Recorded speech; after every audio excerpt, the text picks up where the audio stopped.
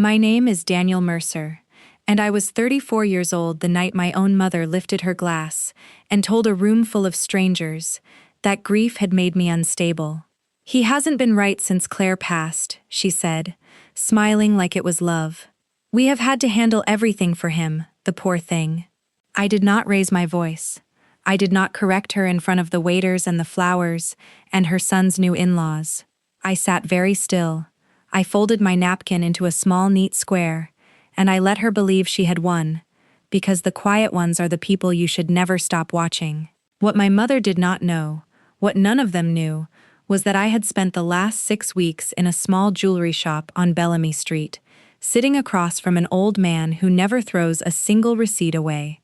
She did not know that my late wife's ring, the one she swore I had pawned myself in some haze of mourning, had been photographed, logged, and signed for in her own handwriting. She did not know that the same folder also held the reason her house was about to stop being hers. I want to tell you about that ring. I want to tell you about the engraving hidden inside the band. 3 words that only Claire and I ever read. 3 words that would soon be sitting on a white tablecloth in front of 14 people. But to understand the night everything came apart, you have to go back to the worst spring of my life, to a phone call at 2:15 in the morning, and to the months when I let the wrong people convince me that I was the problem. So let me take you back to the beginning. Claire and I were married for 6 years, and they were the only 6 years of my life when I felt like I was exactly where I belonged. We did not have much. We rented the top floor of a narrow house, we drove a car with a door that only opened from the inside, and we were happy in a way that money cannot fake. When I asked her to marry me, I had been saving for 2 years, and I bought her ring from a small shop on Bellamy Street called Halloran & Sons, run by a quiet man named Walter Halloran, who treated a modest budget with the same respect he gave the wealthy. The ring was an emerald-cut diamond, not large, set on a thin gold band that had belonged to Claire's grandmother before her. Inside that band, where no one else would ever look, I had 3 words engraved along with the date we met, and those words were ours alone. I grew up the second son in a family that had already chosen its favorite. My younger brother Marcus was the one my parents photographed, bragged about, and forgave. Richard and Diane Mercer, my father and mother, had a way of speaking about Marcus that made him sound like an achievement, and about me that made me sound like a chore. When Marcus wrecked 2 cars, they called it bad luck. When I earned a scholarship, they asked why it was not a better school. I had made my peace with all of it, the way you make peace with a draft in an old house, by simply standing somewhere else. Claire was the somewhere else. With her, the cold could not reach me. Claire died on the 14th of March, 3 years ago, after 11 months of fighting a cancer that never once gave us a fair round. I was holding her hand at 2:15 in the morning when the monitors went quiet, and something inside me went quiet with them. I do not remember the funeral clearly. I remember signing papers I did not read. I remember my father's hand on my shoulder steering me from room to room, and I remember being told, again and again, that I should not worry about anything, that they would handle it.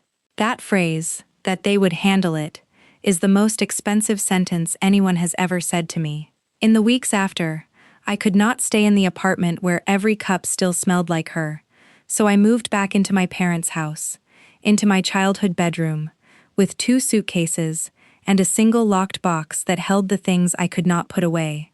Claire's ring was in that box, resting in its small velvet case, because I could not yet wear it on a chain the way I had planned to, and I could not bear to look at it either.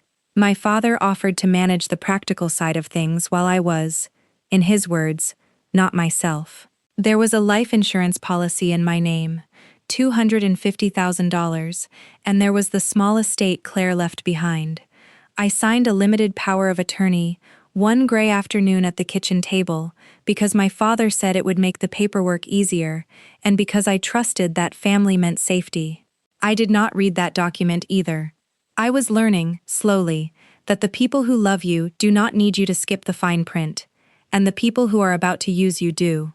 That same autumn, Marcus announced he was marrying Vanessa Lindquist, the daughter of a family that owned 3 car dealerships and measured affection in square footage. The Lindquists expected a wedding that matched their name, and my parents, terrified of looking small in front of new money, promised to pay for a celebration they could not afford.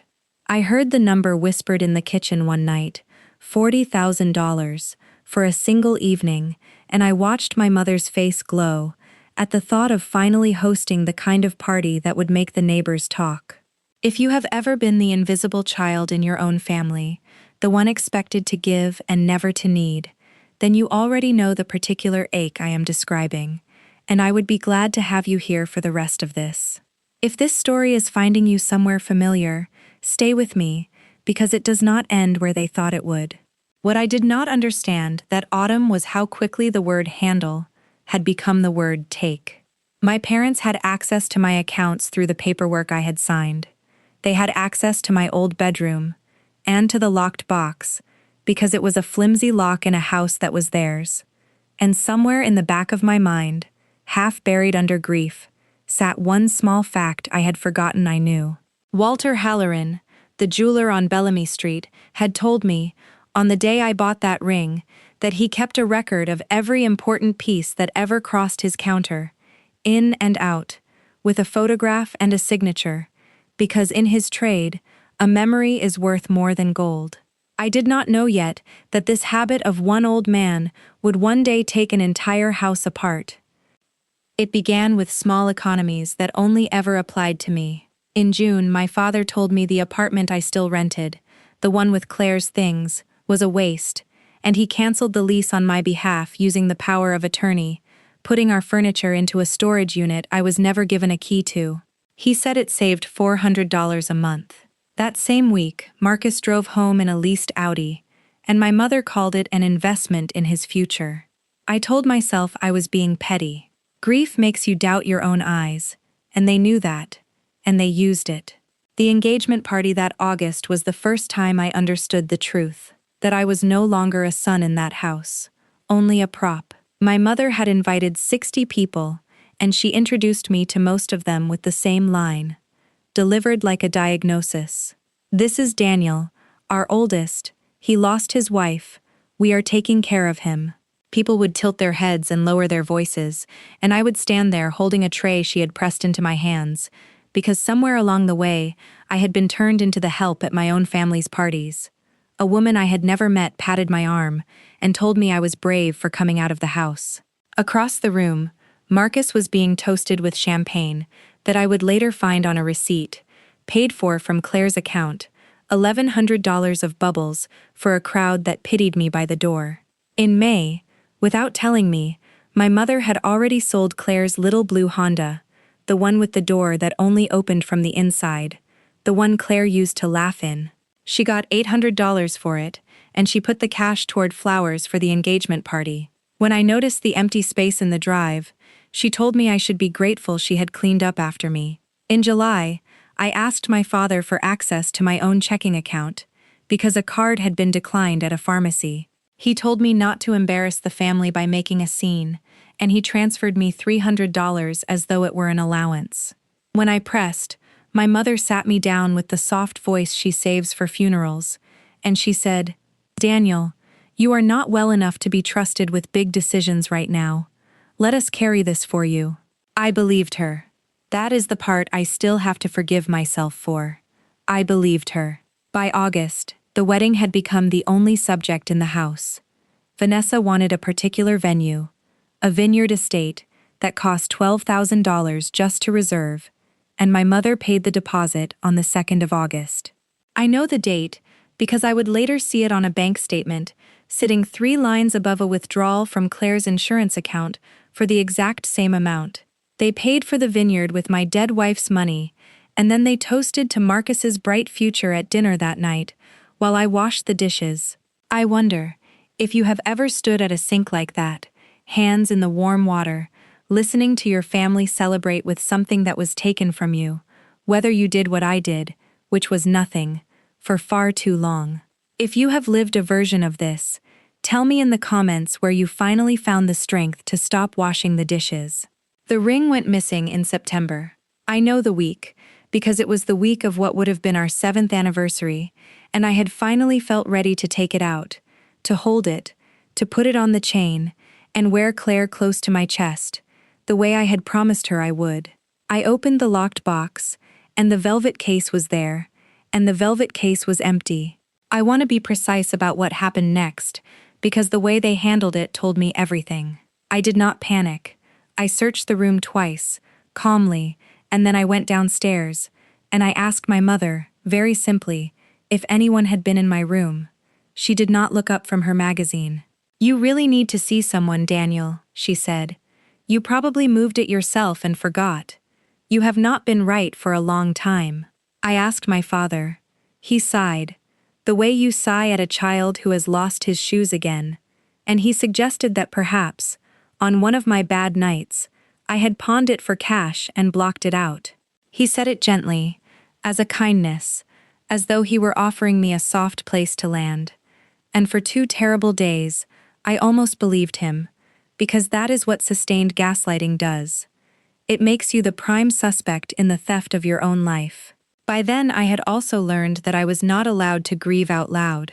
When I mentioned Claire at dinner, my mother would press her lips together and change the subject, because sadness was bad for the mood of a house preparing for a wedding. Marcus once told me, with a laugh, that I should try to be less of a downer before the big day. They had taken her things, her money, and her ring, and now they wanted her name to stop coming up at the table. I started saying it more often, just to watch them flinch. There was more, once I knew to look. The week before, my mother had bagged up Claire's clothes and dropped them at a donation bin without asking me, keeping only the wedding dress, which she had quietly offered to have altered for Vanessa, as though my wife's gown were a hand-me-down for the favorite. When I found the donation receipt in the kitchen drawer, taped neatly beside a grocery coupon, I understood that nothing of Claire's had ever been safe in that house. Not her ring, not her name, not her memory. To them she was inventory. In late September, my mother informed me, as though she were handing me a gift, that I would be helping to serve at the rehearsal dinner. To be useful, she said. To earn my place at a celebration the family had worked so hard to give. She even asked me to prepare a few words for the toast, thanking everyone for carrying me through my difficult time. I told her I would think very carefully about what to say. I meant that more than she could possibly know. On the 1st of October, at a dress fitting my mother insisted I drive everyone to, Vanessa's mother asked, in front of the whole shop, whether I would be contributing anything to the wedding. Before I could answer, my mother laughed and said, "Daniel, contribute, he can barely take care of himself." Everyone smiled. I gripped the steering wheel the whole way home, until my knuckles ached, and I said nothing, because I already understood that the loudest thing I could do was stay silent a little while longer. It was Marcus who made the mistake. At dinner that week, when our mother mentioned, lightly, that the family had finally pulled together enough for the rest of the venue, Marcus raised his beer and said, "See, it all works out. Everything happens for a reason." And he looked straight at me when he said it, with a small smile, the smile of a man who knew exactly where the reason had come from. That look is the moment I stopped grieving and started paying attention. Once I was paying attention, the house gave up its secrets quickly. Claire's grandmother had left her a set of pieces, an old brooch, a pair of drop earrings, and a second slim wedding band, all kept in that same box, all meant one day for the children Claire and I never got to have. They were gone too. I checked the storage unit through a sympathetic clerk who let me describe the contents, and I learned that 2 boxes had been removed in May by a woman matching my mother's description, who signed as the account holder. I requested my own bank records at a branch where my father did not know the manager, and I sat in my car in the parking lot and read them with shaking hands. Over 14 months, $90,000 had moved out of Claire's insurance and estate, in careful amounts, none large enough to trigger a question, all landing in expenses with one name attached, Marcus. $90,000. A vineyard, a leased Audi, a designer suit, a honeymoon in Santorini booked for 2 weeks after the wedding. My grief had been turned into a budget. The woman I held at 2:15 in the morning had been liquidated, piece by piece, to buy my brother a life that looked good in photographs. And the ring, the one thing that was only ours, had been sold like scrap so the numbers would balance. The spending did not even pretend to be careful anymore. On the 12th of September, 3 days before our anniversary week, my father wired $9,000 to a travel agency for the Santorini honeymoon, and on the same afternoon, Marcus posted a photo of himself in a tailored suit with the caption, "Family came through." Family came through. I read those 3 words sitting in my car outside the bank, holding the statement that showed exactly which family, and exactly whose money came through, and I felt something cold and clear settle over me, that I had not felt since the night the monitors went quiet. It was not rage. It was resolve. I made one mistake before I made my plan. I confronted my father, alone, in his study, with a single printed bank statement in my hand, because some childish part of me still believed that if he simply saw it, he would be ashamed. He was not ashamed. He looked at the paper, then at me, and he asked me one question, very softly. "Who do you think people will believe, Daniel? The grieving wreck who lost his own wife's ring, or the parents who took him in?" That was the moment I stopped trying to be understood by them and started building something they could not argue with. I could have screamed. I could have driven home and flipped the dinner table and called them every name they deserved. But I had learned something at Claire's bedside about the difference between noise and power. Noise is what you make when you are losing. Power is quiet and patient, and it waits until the room is full. So I did not scream. I drove to Bellamy Street. The bell over the door at Halloran and Sons rang, the same way it had on the day I bought the ring, and Walter Halloran looked up from his bench and knew me before I said a word. I told him what had happened, all of it, the way it comes out when you have held it too long. He listened without interrupting, and when I finished, he did not tell me he was sorry, which I was grateful for. He walked to a cabinet at the back, opened a long drawer of index cards and folders, and pulled out a slim file with my wife's ring, described in his careful hand. "I keep everything," he said. 41 years. I never threw out a single record. People think it is old-fashioned. I think it is the only honest thing in this business. Inside the folder was a photograph of Claire's ring, taken the day it came back across his counter. There was a second photograph, taken through a loop, of the inside of the band, where my 3 words and our date sat exactly as I had left them. There was an appraisal, valuing the piece at $18,400, and there was an intake receipt, dated the 19th of September, signed in a hand I had seen on 1,000 birthday cards. Diane Mercer. My mother had sold my wife's ring for $6,200, and she had signed for it with her full legal name, because it never once occurred to her that anyone keeps the paper. Walter turned a page. There were more receipts. A brooch, a pair of drop earrings, a slim wedding band, all brought in by the same seller, across the spring and summer, all of them Claire's grandmother's, all signed Diane Mercer. He had a record of every betrayal, because he had simply refused to look away from any of them. Then he did something I will never forget.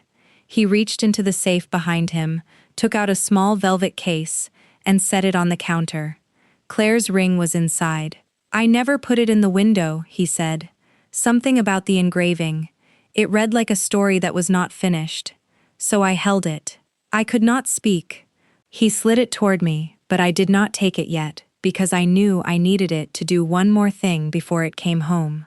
That afternoon, I called an estate attorney named Ada Ora Okafor, and I laid the bank records and the receipts across her desk in the order they had happened. She read for a long time. Then she told me, plainly, that what my parents had done had a name, several names, and that the power of attorney I signed gave them no right to a single dollar of Claire's estate, for Marcus's benefit. She said the documentation was, in her words, unusually complete, and she thanked Walter Halloran without ever having met him.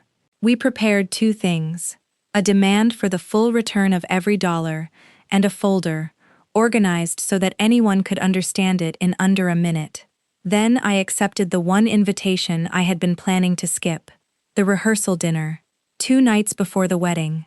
$40,000 of stolen grief, gathered in one beautiful room, with the Lindquists watching. The rehearsal dinner was held at the Vineyard, in a glass room that looked out over the rows of vines my wife had paid for without her consent. There were 14 people at the long table. Marcus and Vanessa sat at the center, the Lindquists on one side, glossy and watchful, my parents on the other, my mother in a new dress, my father already 3 glasses in, and warm with the importance of the evening. I sat at the far end, where they always put me, and I let them. I was supposed to be serving that night.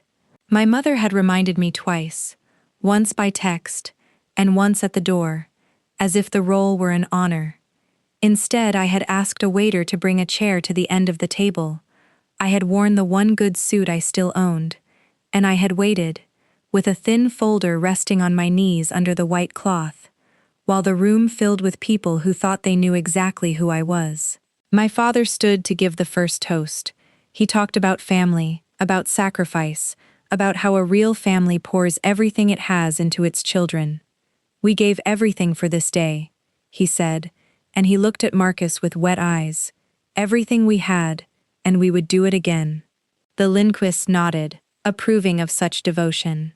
My mother dabbed her eyes, and then she could not resist, because she never could, and she turned the knife toward me with a smile. "Some of us understand what family means," she said, lifting her glass in my direction, "and some of us only ever take." The room gave a small, polite laugh. I stood up. I folded my napkin into a small, neat square, the same square I had folded through 100 silent dinners, and I set it beside my plate. My father smiled, certain I was about to apologize. I asked, very calmly, if I could say a few words before the toast went on. He waved a generous hand, sure I would embarrass myself. I walked the length of the table, I set a folder down beside my mother's plate, and I began to lay its contents out, 1 page at a time, face up, so everyone could see. A photograph of an emerald-cut ring, a photograph of 3 words engraved inside its band, an appraisal for $18,400, a receipt for $6,200, dated the 19th of September, signed, in front of all of them, Diane Mercer. An aunt near the middle of the table leaned in to read. Mr. Lindquist set down his fork. A hush moved down the table, the way cold moves through an old house, 1 seat at a time. My father's sister, my Aunt Carol, put a hand over her mouth. The man beside Mr. Lindquist, a business partner I only learned the name of later, took out his phone and began, very quietly, to photograph each page as I set it down. I let him. I had brought copies, and I had come there precisely so that this could not be a private family matter ever again. I did not raise my voice. I laid down the next page. A receipt for a brooch. A receipt for a pair of drop earrings. A receipt for a slim gold wedding band that had belonged to Claire's grandmother. Every one of them signed in my mother's hand. Then I set down the bank records, and I told the table the number, slowly, so it could not be misheard. $90,000. Withdrawn from my late wife's insurance and estate, across 14 months, in amounts small enough to hide, and spent, every cent of it, on the evening they were all sitting in. The Vineyard, the Audi, Santorini, the dress my mother was wearing. The room had gone completely silent. Vanessa had set down her glass. Mr. Lindquist was reading the receipts upside down, and getting there. My mother opened her mouth to say I was unwell, that grief had done this to me, the same sentence that had worked for 3 years, and I held up one hand and stopped her. "You want to know what the engraving says," I said. "The 3 words inside the ring you sold for $6,000. No one moved. I slid the photograph of the engraving across the table until it stopped in front of Vanessa, and I watched her read 3 words that were never meant for her eyes. "It says, 'Always come home,'" I said, "and the date is the day I met her. I had it put there so that wherever that ring went, it would always know the way back." And it did. Walter Halloran on Bellamy Street never sold it. He kept it, because even a stranger could see it was not theirs to take. The only people who could not see that were sitting at this table, raising a glass to it. I want you to understand what those 3 words cost. Always come home. Claire chose them in a hospital gown, 11 days before she died, when she could barely close her fingers around the pen, and she made me promise I would have them set inside the band, so the ring would carry them after she could no longer say them herself. My mother sold that promise for $6,200, and she called it tidying up. When I spoke the words out loud in that glass room, I was not performing for anyone. I was keeping the last promise I ever made to my wife, in front of the people who had tried to erase it, and I watched it land on every face at the table, except the 2 that had earned it. My father found his voice and reached for anger, the old reliable tool. He said I had signed the papers. He said everything they did was legal, that I had given them the right. And that is when I placed the last page on the table, the letter from Adaora Okafor, and I told him what it said in plain words. The power of attorney let him manage my affairs for my benefit. It did not let him take a dead woman's estate to buy his favorite son a wedding. There was a word for that, and it was not family. It was theft, and there were enough zeros attached to make it a felony. Marcus tried to laugh it off, the way he had laughed off the 2 cars, the way he had laughed off everything his whole soft life. He said it was a family matter, that I was making a scene, that the Lindqvists should ignore me. Then he tried one more time, and the lie got clumsy. He said the ring had been a gift to the family, that I had told them months ago they were welcome to sell it, that I had agreed to all of it. It was the kind of lie that only works on people who want to believe it, and the proof of how clumsy it was sat on the table in our mother's own handwriting, dated weeks after the conversation he was inventing. No one at that table believed him. I watched the Lindqvists stop believing him in real time, and I watched Marcus feel it happen, the floor opening under a man who had never once in his life been allowed to fall. My mother reached for the script that had carried her for 3 years. She told the room I had always been jealous of Marcus, that grief had twisted me, that I needed help and not a hearing. But the receipts do not get jealous. The bank statements do not need therapy.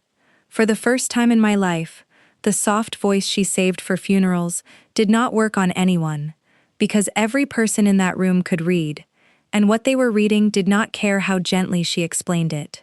But Vanessa was not looking at me anymore. She was looking at the receipt for the venue deposit, dated the 2nd of August, and at the matching withdrawal from Claire's account 3 lines above it, and she was understanding, in real time, that her entire wedding had been paid for with a dead woman's life. She stood up without a word.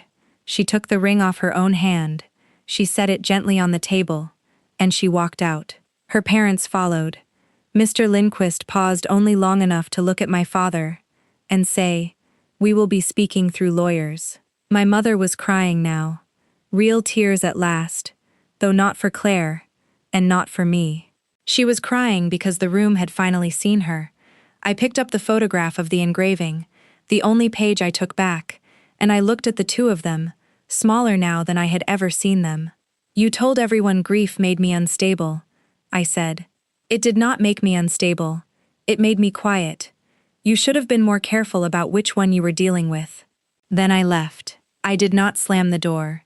I have never needed to. I left the folder on the table. They could keep that copy.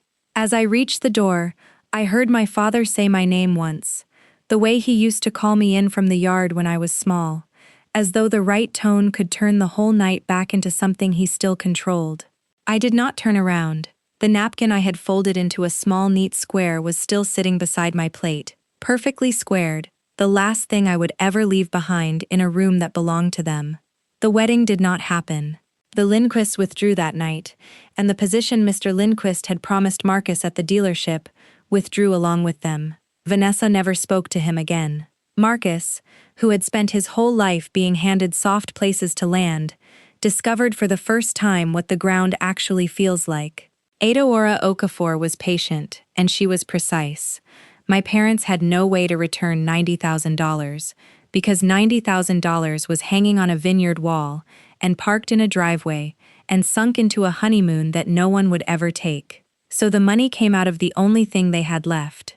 They took a second mortgage on the house they were so proud of, the house where they had told me I was not well enough to be trusted, and when that was not enough, they listed it for sale. The last document my father signed under that roof was the one that handed the keys to someone else. He had spent years deciding which of his sons deserved a home. In the end, the house chose neither of them. The recovered money I did not keep for myself, not all of it. I put the bulk of it into a fund in Claire's name at the hospital where she was treated, for families who cannot afford the 11 months we were given. Her grandmother's brooch, the earrings, and the slim gold band, Walter helped me trace and buy back, one piece at a time, and I keep them now in a box with a lock that actually works, in an apartment that is only mine. And the ring. I drove back to Bellamy Street on an ordinary Tuesday, and Walter Halloran took the small velvet case out of his safe one last time, and this time I let him put it in my hand. I tried to pay him. He would not allow it. He said he had been keeping it for me for 3 months without knowing it, and a man should not charge for that. So instead, I send him every couple I know who is shopping for a ring, and the shop on Bellamy Street is busier now than it has been in years, and every honest receipt he writes feels to me like one more small act of justice. I wear Claire's ring on a chain now, against my chest, the way I promised her I would, on a night neither of us knew was running out. Some mornings I forget that it is there, and then I feel its small weight, and I remember that she always knew the way home, even when the people who were supposed to love me did everything they could to lose her. I do not hate my parents. Hate would mean they still live somewhere inside me, taking up rooms, and I have spent enough of my life letting them live rent-free in my head. What I feel now is something quieter and more useful. I understand, finally, that blood is not a password. It does not unlock unlimited access to your loyalty, your money, your dignity, or your dead. The people who truly love you do not need you too broken to read the fine print. They hand you the pen, and they tell you to take your time. For most of my life, I believed that being the agreeable son, the one who washed the dishes while the others were toasted, made me good. It did not make me good. It made me available. There is a difference between keeping the peace and being the one who pays for it, and no one ever told me that, so I am telling you now. If a family only has a place for you when you are giving, and never when you are grieving, then that is not a family. That is an audience that claps when you perform, and goes silent when you bleed. The closest thing I have to family now is an old jeweler on Bellamy Street, who never threw away a single receipt, and the memory of a woman who had 3 words engraved where no one was ever meant to look: always come home. For years I thought those words were about her ring finding its way back to me. Now I think they were about me finding my way back to myself. My mother once stood in a beautiful room and told 14 people that I only ever take. She was wrong about almost everything that night, but she was right about one thing, in a way she will never understand. I finally did take something back. I took back the only thing they never had any right to sell: myself.